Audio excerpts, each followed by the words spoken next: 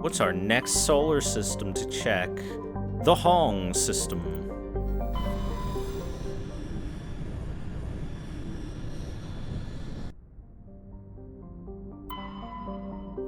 Homal. Homal is an enormous terrestrial planet with a very dense atmosphere of carbon dioxide and sodium. The surface is scorching hot and mainly composed of sodium oxides and deposits of nickel. There is evidence that Homal was once covered with broad, shallow seas. Should a probe ever be sent to the surface, a check for ancient fossil life might prove valuable.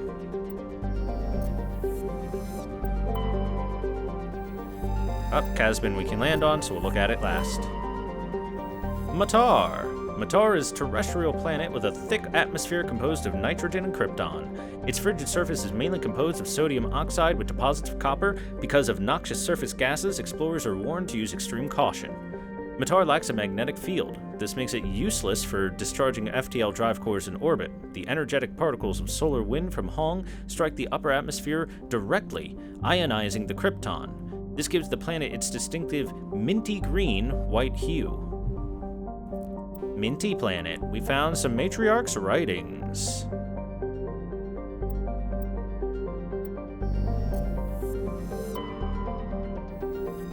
Thorshaka. Thorshaka is a standard hydrogen-helium gas giant. In the past, it was often used as a drive-discharge point for pirates raiding human settlements from the Terminus systems. In 2178, the Alliance set up a network of covert sensing devices on Thorshaka's moons. Recordings of pirate FTL exit vectors over the course of 6 months led the Alliance Navy to 8 major pirate anchorages. Since the Thorshaka raids, no ship from the Terminus have been reported in the Hong systems. And Treagir. Treagir is a tiny ice dwarf with a trace atmosphere of xenon and krypton. The frozen surface is mainly composed of water ice and ammonia. Cryovolcanic processes are gradually repaving the surface with sheets of fresh ice. Imagine a volcano erupting and instead of lava popping out, a bunch of icy water comes around. Fabricio, thank you so very much for the new sub. Welcome. Glad to have you here. Casbin. Casbin is a classic pre-garden terrestrial world with conditions similar to those on Earth millions of years ago. Its hot, humid atmosphere is mainly composed of nitrogen and carbon dioxide. An increasing amount of the surface is covered by simple lichen and algae. Should no unexpected calamity occur, these tiny plants will change the atmosphere to an Earth-like nitrogen-oxygen mix over the next few millennia. Due to its potential for future habitability and sapient life, Casbin has been designated a sanctuary world by the Citadel Council. Landing is prohibited by law, and any disturbance of the fragile young ecosystem will result in harsh fines and imprisonment. At present, the planet is passing through the debris trail of a long-period comet. Yo, that's awesome. That would be so cool, finding a prehistoric Earth, basically.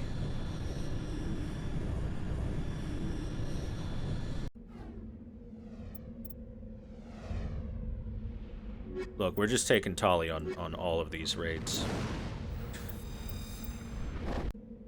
Alright, we'll now land on it and break the law. But we're specters, so we're above the law.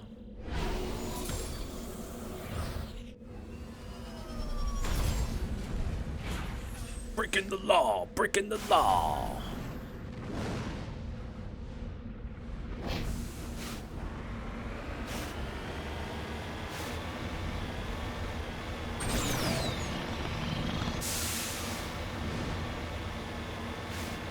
This is grass.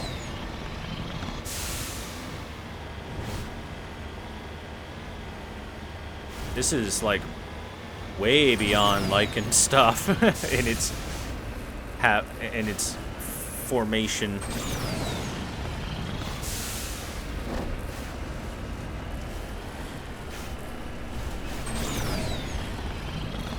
Oh well, I guess the nuances weren't in the budget. Oh, don't fall.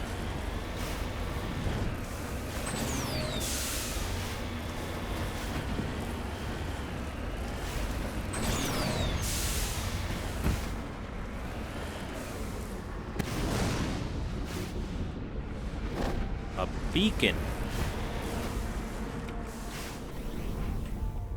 What do we got here?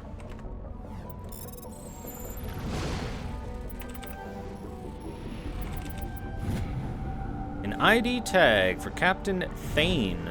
There's no indication on why it was hidden here or who buried it in the first place. Interesting.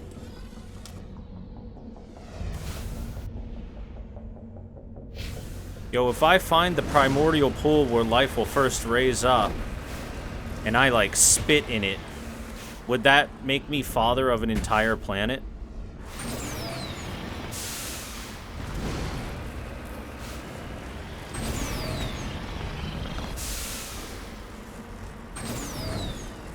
I'm falling. Come on, Mako. Oh, shit. Oh, this little cauldron we're currently in is going to be a bitch to get out of.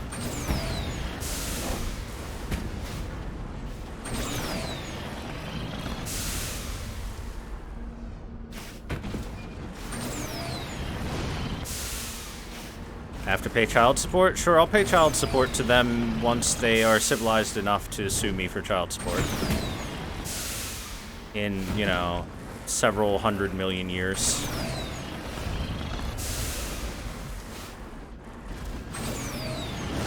Up, up, up, down, down, down.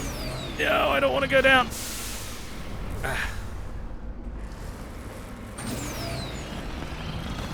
Come on, make it. All right.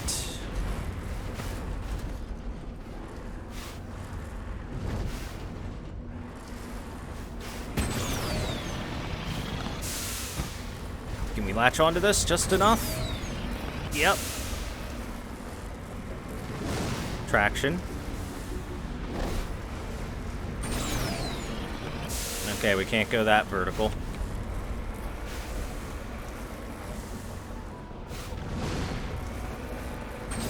Oh no, oh no, oh no, oh no, we lost it.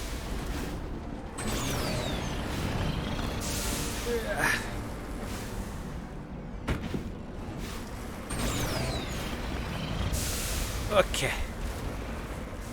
Fuck. Come on. Come on, you son of a bitch.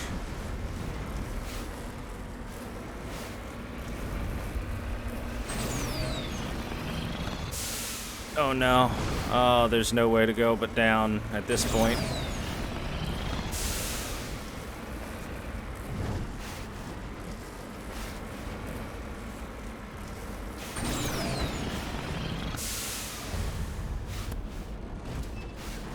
I hate this planet.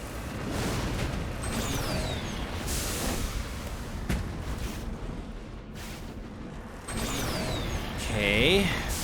Maybe this will be easier. It's a slightly gentler slope.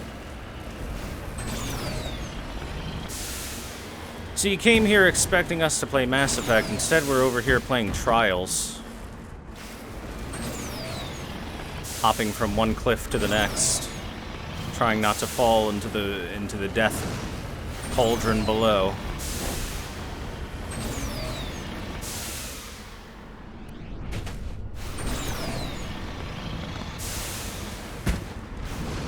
Nice spin.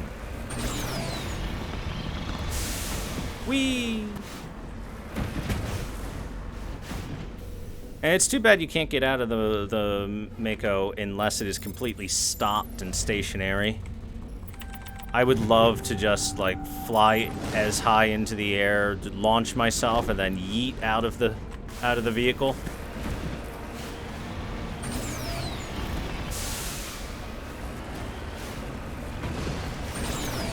Mako is the best character in ME1. This is content. I don't know about that.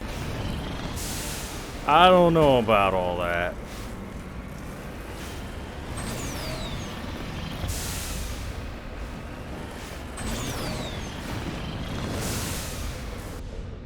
Okay, so we'll hit this, and then we've got to go take that Geth outpost afterwards. Wait a second, you guys can't be here. It's illegal to be on this planet. What's wrong with y'all? Ah.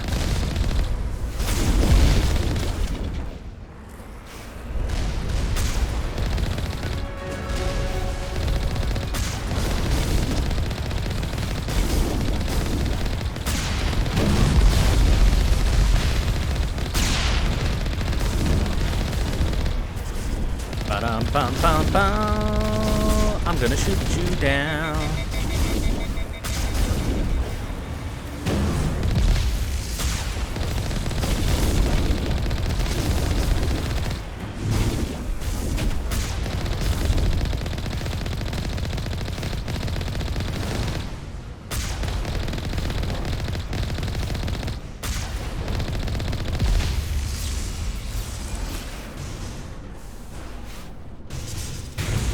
Geth transmitters. Turn those off. The Geth array is transmitting regular data bursts on an encrypted channel using the Alliance's own FTL convoys. It's not clear what the data is being directed, nor the content of the signal. Turn it off. Let's get moving. Oh, are we ascending? Oh man, it doesn't like what's going on over here. The game does not like what's going on over there at all.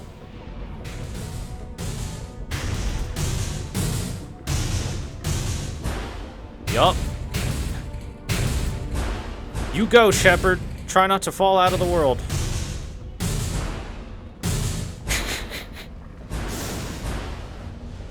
Oh boy, that's rough.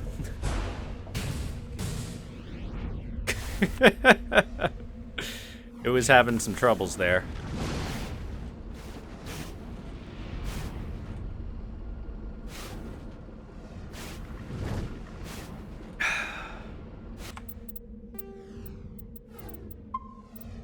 Saved a game.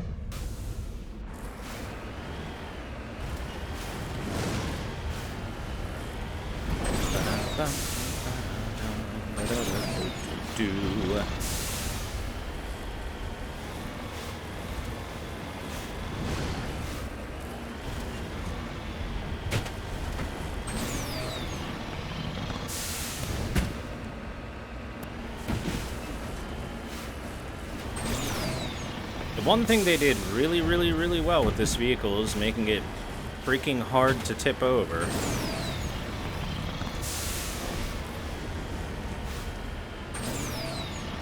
And if it does tip over, just by holding a direction or using your thrusters or stuff, it'll tip right back with no real issues. So there's no fear of ever getting stuck forever. So that's nice. No soft locking.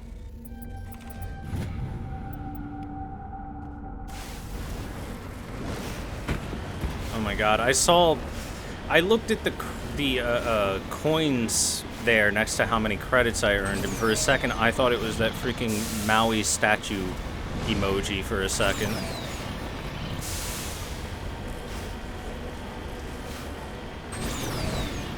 Been on the internet for too long.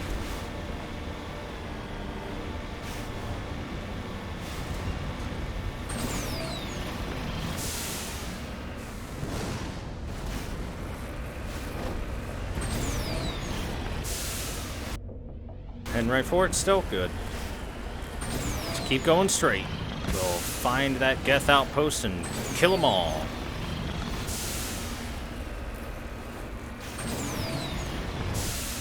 Found them. You guys aren't allowed to be here. This is a developing terrestrial world, and you are messing with the development. The only one allowed to mess with the primordial ooze is me. So I can make an entire planet of Shepard.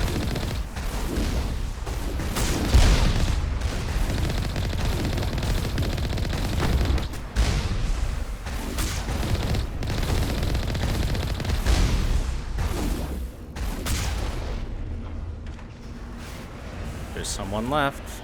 It's you. Is that everyone? Yes, until the Covenant dropship comes again.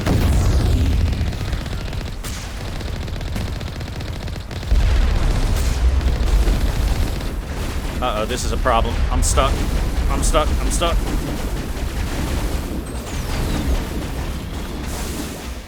Whoa, boy.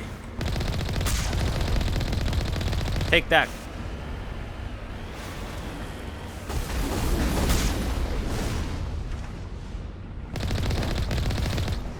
Drop more, I need more XP.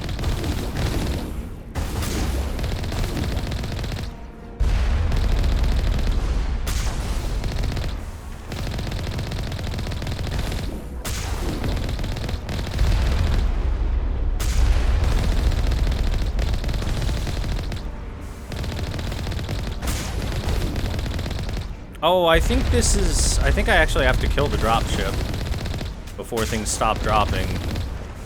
But I like XP, so we'll just do this for a little bit. How you guys doing?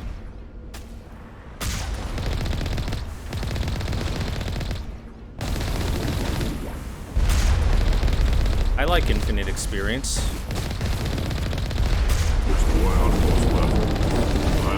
Hey, no you don't. Get back here. I ain't done with you. Damn. Drop more soldiers!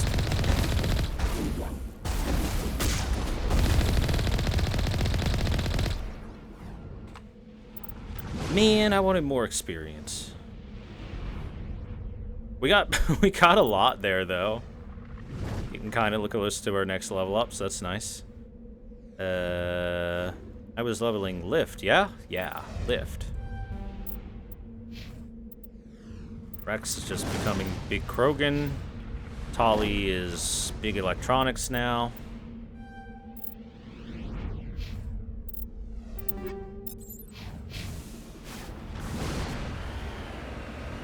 The game saw what I was doing and it denied me my infinite XP.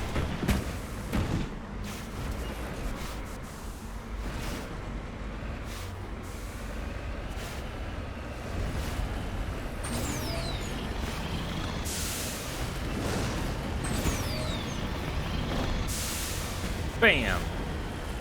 Nosedive.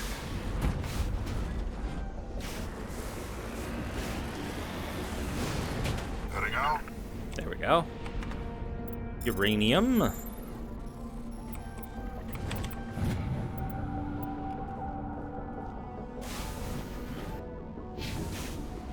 I like that one of the things that is talked about in the world building here is that planets that can properly support life or are potential terraforming planets that could be have their atmosphere slightly changed and their environment slightly changed to support life. Stuff like that is super protected by the council races, and messing with it is mega illegal because it can't be particularly common to find worlds that are easily habitable. So it would make sense that they would do everything possible to try and make sure that those kind of worlds get to exist and flourish. Alright, Vamshi. Oh, we'll come back to this one later. Pragal. Pragal is an enormous terrestrial world with an atmosphere of chlorine and ethane. Its surface is mainly composed of sulfur with deposits of aluminum. No landing has ever been attempted. Wonder why. Chief Engineer Adams secured some high-res optical images of the boys. We got some Turing insignias.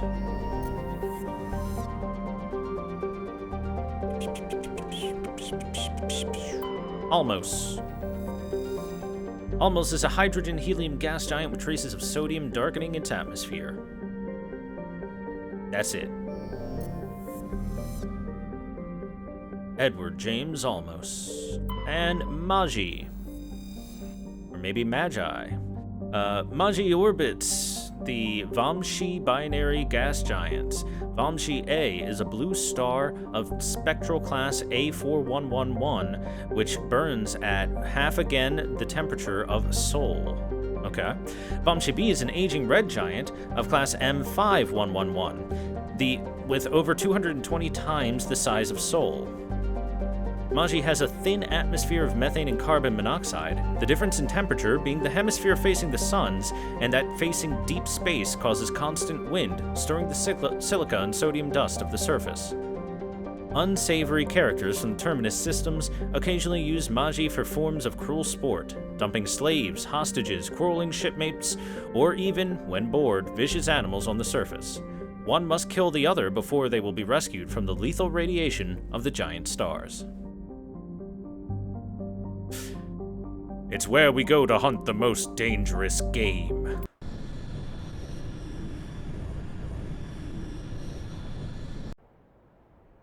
Man. Garrison Liara, come with me.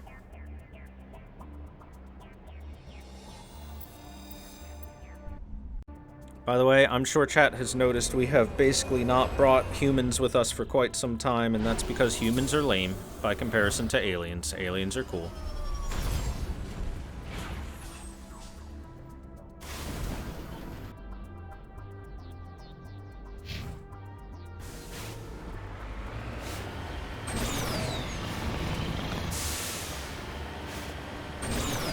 Look, I see humans all the time. If I want to go see a human, I can go outside and do so right now. Also, the two particular humans with us, let's be honest, aren't the most interesting.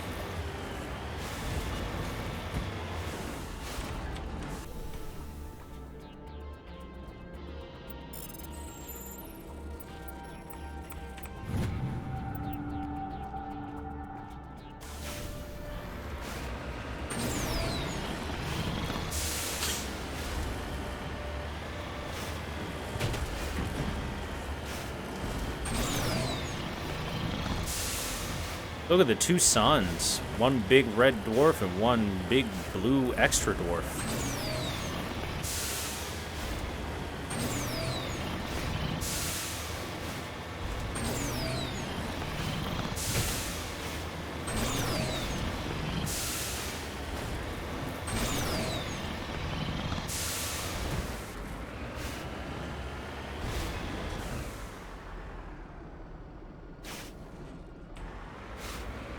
It says there's an anomaly, but I don't see anything.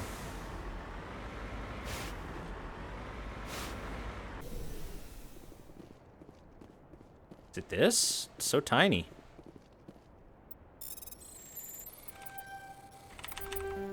Oh. Turn insignia. Got it.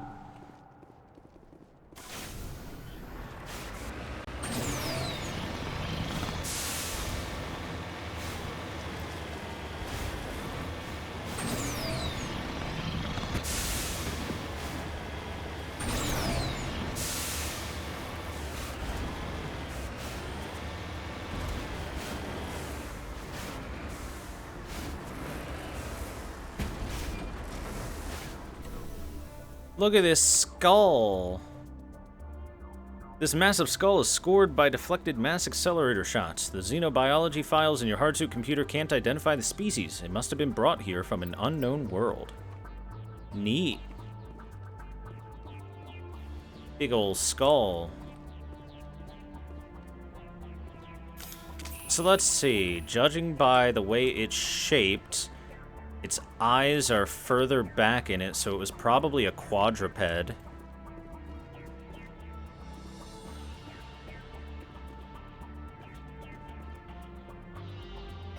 Otherwise, its skull would be raised a bit more for where the eyes would go, and it probably stuck close to the ground.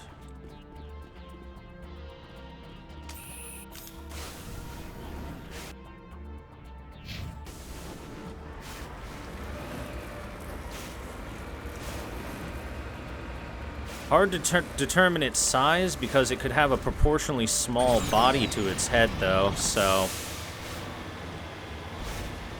all we know is it had a large head and was more than likely quadrupedal.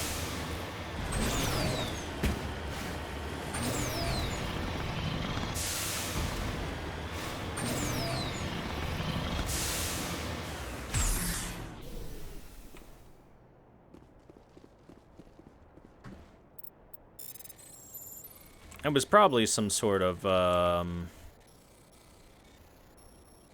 predator.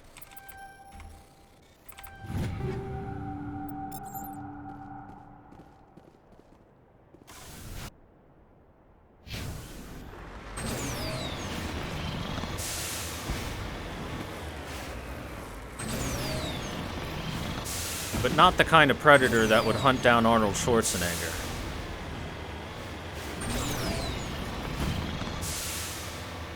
Come on, I'm here.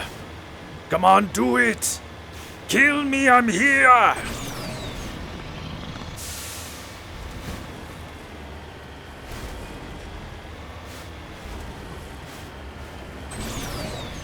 gotta say, the weirdest part of the Predator movie, the like kind of wackiest part, is at the very end. Spoilers for a 40-plus-year-old movie. At the very end, when the Predator is admitting his defeat and knows that he can't win and arms the bomb to try and take everything down with him, he laughs like the biggest, most human laugh ever, where every other time you hear the Predator, it's either like the clicking, growling noise, or it's roaring, and then it just has this big human laugh right at the very end. And it's like, maybe they forgot to put a filter on that laugh or something, because it seems so out of place compared to all the other noises that it made.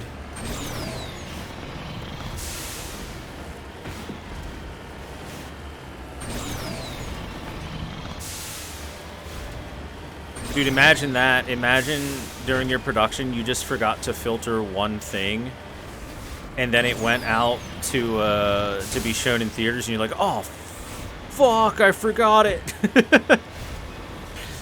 You just bungle it super hard.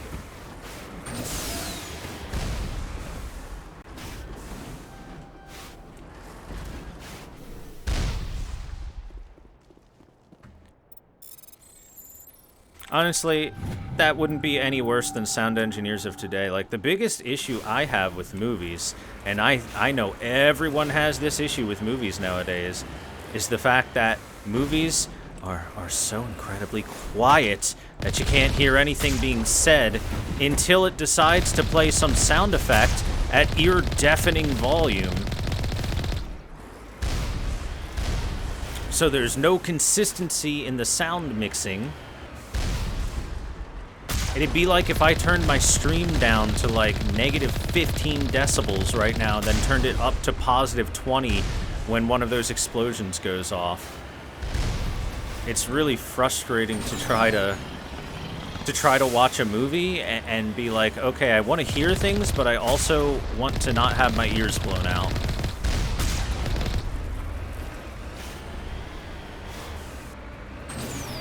And I don't understand why sound engineers don't fix that shit in movies nowadays. It used to not be so big of an issue.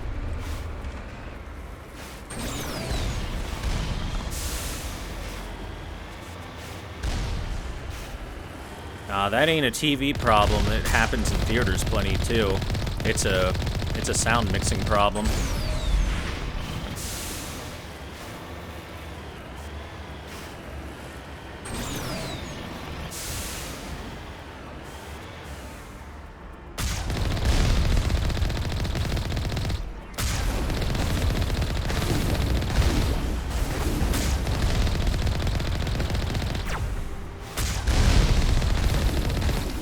Hello there, ladies and gentlemen, boys and girls of all ages. Welcome to Commander Shepard's Death Ride.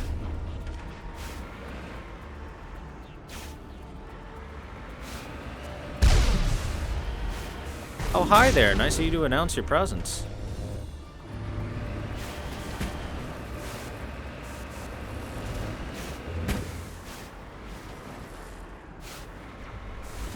Oh, I heard noises.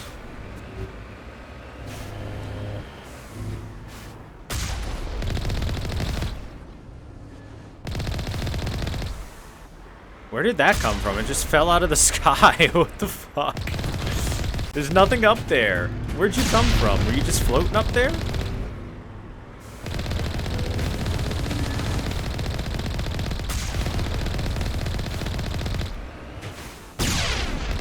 Man, this is so clearly not what they intended to happen with the Geth things.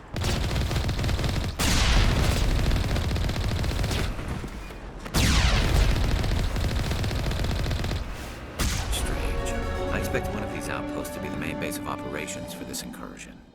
One moment. This receiver appears to be picking up some kind of transmission. Based on the signal strength, I would say it's coming from inside this star cluster. It must be a message from the primary Geth base. We can use the signal to lock onto its location and take them out. So, Garrus's... The Turian helmets must have some sort of, like, outside sensors, because he can't see shit in that thing unless it's got some heads-up display.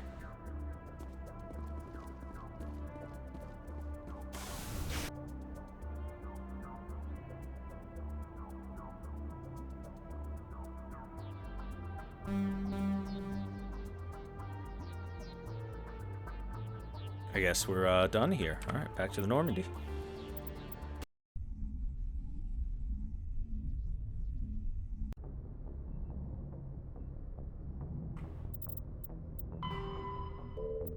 Oops.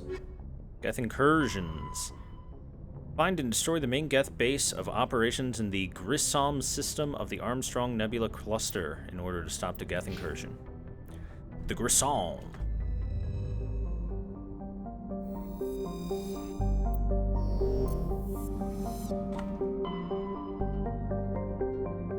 Grissom wasn't on there before. It's new. Let's go.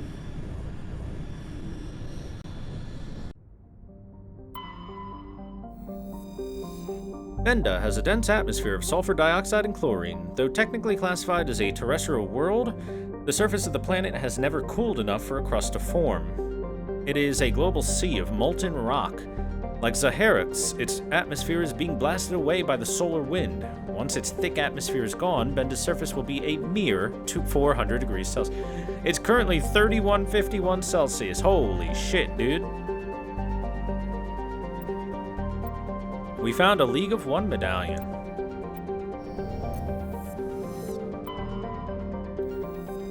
Zaharix's nitrogen-argon atmosphere is being blasted away by the solar wind of the blue giant Grissom. Its surface consists of seas of loose silica dust, some kilometers deep, which periodically swirl into global sandstorms. Many unmanned probes to Zaharix have been lost over the years. Though investigation has attributed all to mechanical failure or computational error, a popular extranet meme insists the entire planet is composed of dormant nanotechnology, created millennia ago by a race even more advanced than the Protheans. According to the story, Zaharix's silica dust is actually disassembler robots which periodically awaken to defend themselves. Though discounted by every reputable scientist, this theory has been popularized by a series of sensationalist texts by Asari author Delsey Orthesia. Surface temp of 959 degrees Celsius. Jeez, that's a hot one. I guess nitrogen argon being the atmosphere attributes to that. Look, chat. Stupid people making memes about stuff is universal, it seems.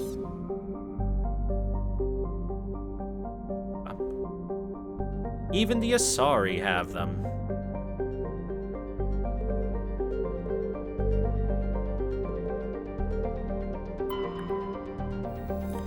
Not and ban.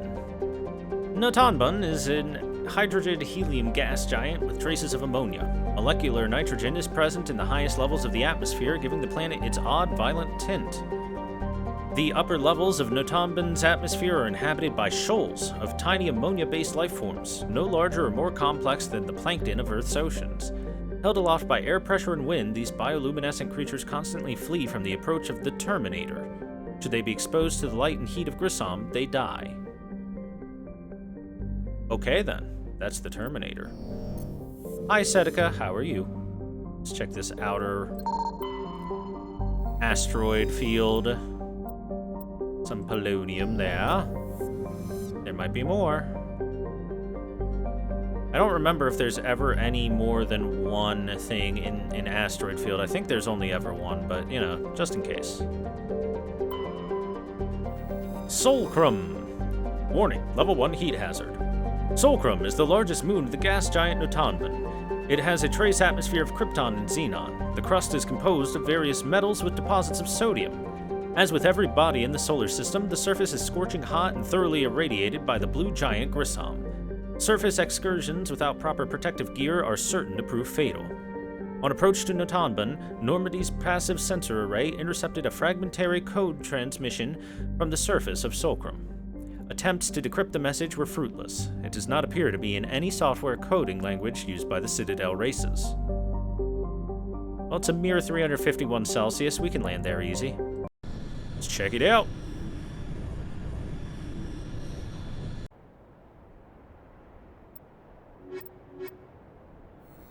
Squad up.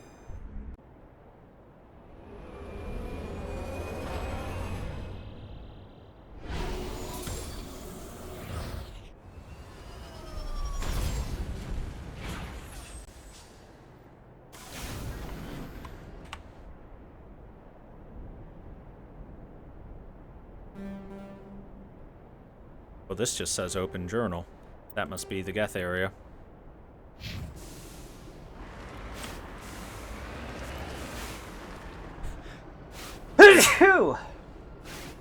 Excuse me.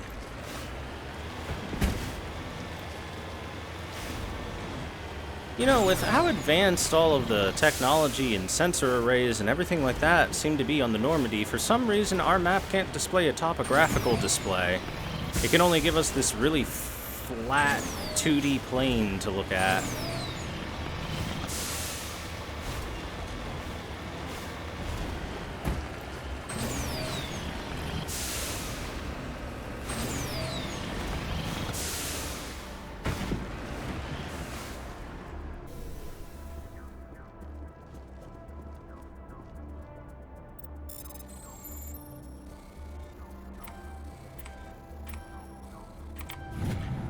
Matriarch's writings? Yep.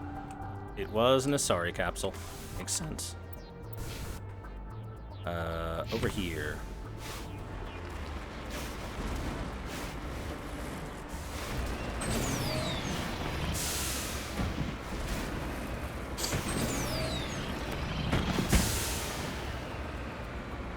Seneca is Miku staring.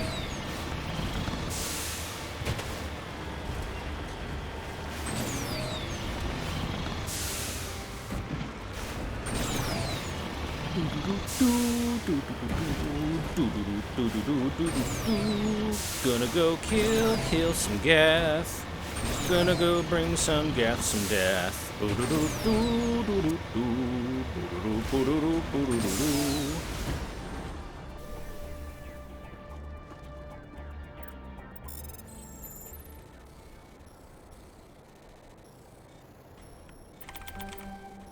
Well, that's unfortunate. Balls. There.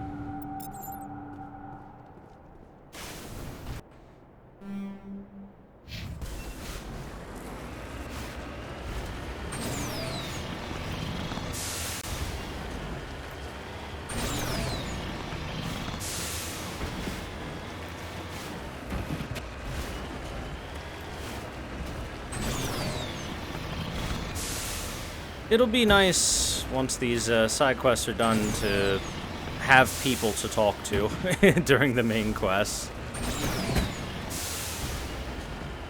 It gets lonely out in space. That's why every so often we go talk to Rex and Garrus and Liara and Tali and sometimes Ashley and Caden. But Ashley and Caden don't like to talk very much.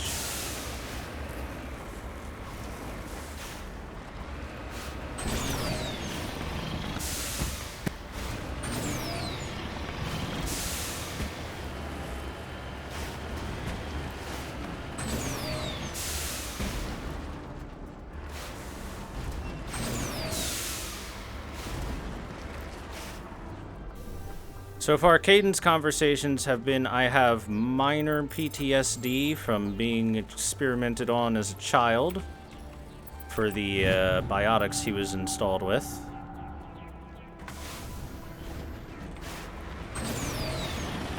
While Ashley's dialogue so far have been, my family likes to commit assault and battery on people. And she approves of it. Also, she doesn't like aliens.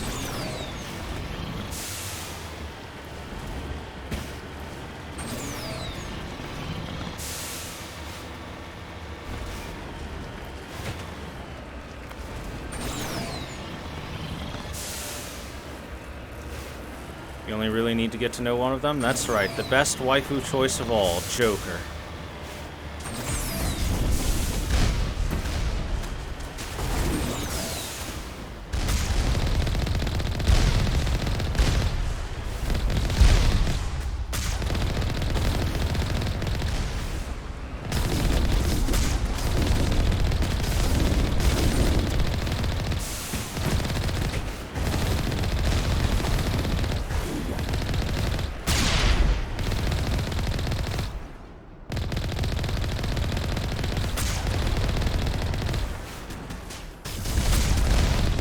Meant between Ashley and Caden, I said what I said.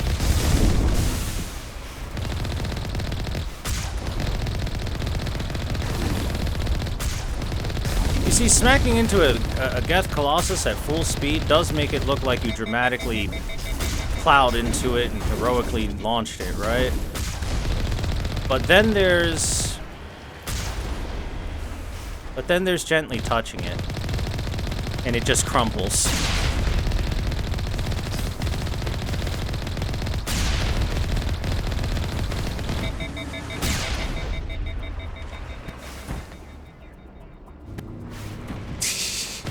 I am the alpha male. I mount those beneath me to prove my dominance.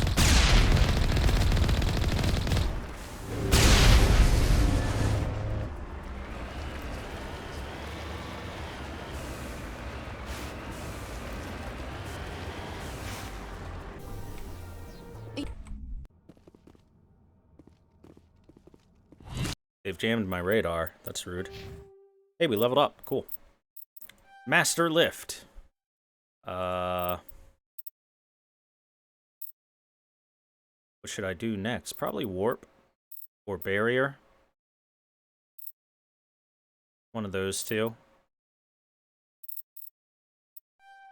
Well, at least get Advanced Barrier. Program Battle Master maxed out. Electronics maxed out. Machinist for more tech-resistant shields, maybe? Or we can pistol her up. Pistola.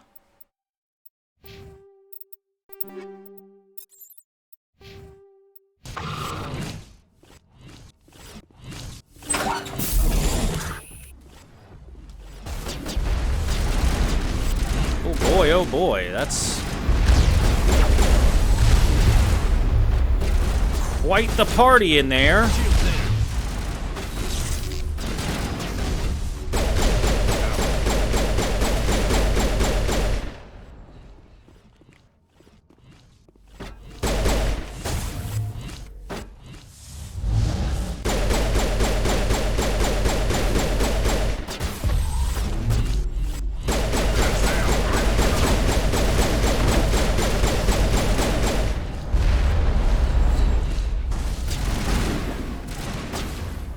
Rex, I want you to throw a warp at that, and Tali, I want you to throw a sabotage at it.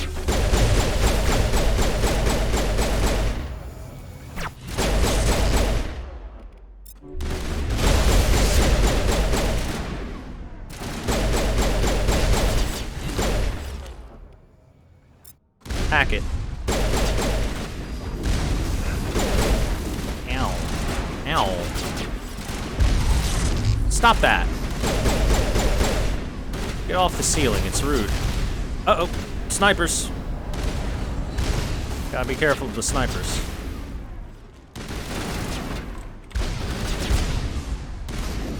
Tali's down.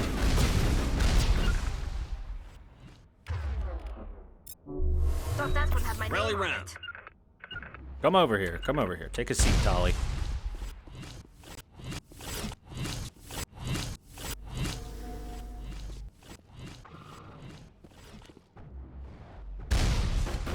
Go, go, go.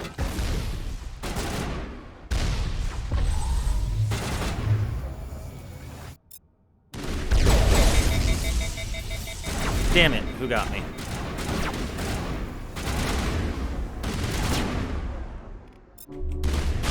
Slow them down.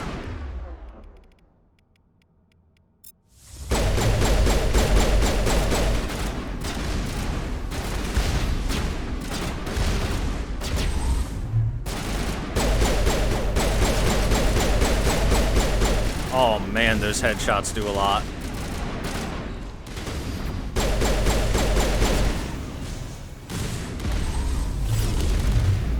Sit still. As the last Geth falls, you hear music from across the room. On the monitor, a Quarian stands before a hushed crowd, warbling a mournful a cappella of words or worlds and innocence lost. The recorded song is dispatched to the Geth worlds behind the Perseus Veil. The transmitter shuts down.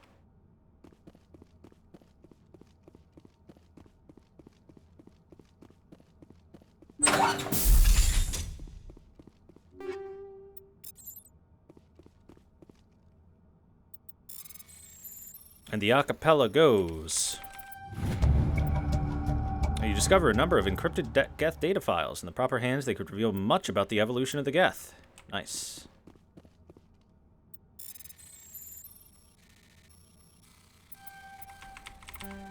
Oh my god, dude. The little bit of delay that happens once in a while when doing that is a bit annoying. Just a tiny bit. The acapella is just a bunch of mournful Quarians going, "The extranet is for porn. The extranet is for porn. So grab your dick and double click for porn, porn, porn."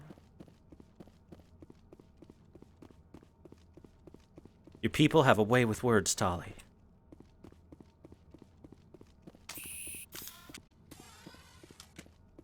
And I think that's all the Geth outposts. Nice.